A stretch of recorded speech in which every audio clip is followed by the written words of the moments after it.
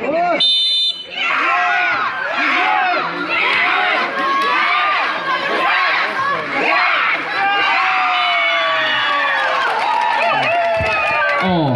คขัดหน้าไวท์กรุ๊ปเตะอันสกัดตัวหน้าจันหุ่นให้ท่ากันนะ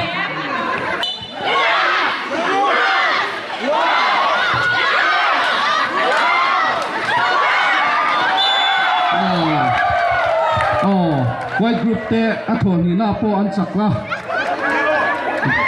ส่วน yellow group และ red group เตะตุ้มอินพอตตัวนี้ yellow groupปดตัวนั้นลงตัวลงวางิน yellow group เตะจักโจกับปวดนี่ที่ชวน final เฮียน white group และ yellow group เตะอินพอตัวนี้ I think white group พัชรลุกอินด้วย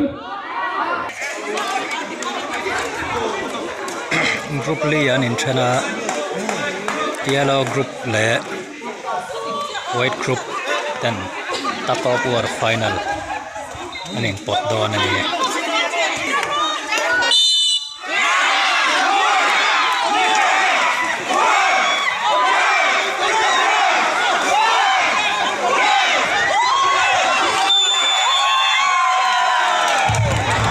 พอขัดหน้าไว้กุดหนึ่งเชื่อเต็มสักเละใหม่เลยแชมเปี้ยนที่มานำจัน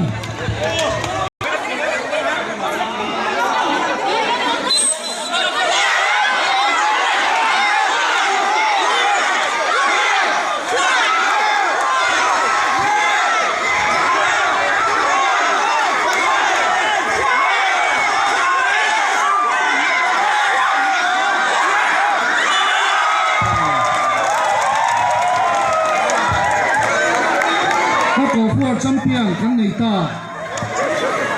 ไว้กรุ๊ปเตะประคันนะอันนี้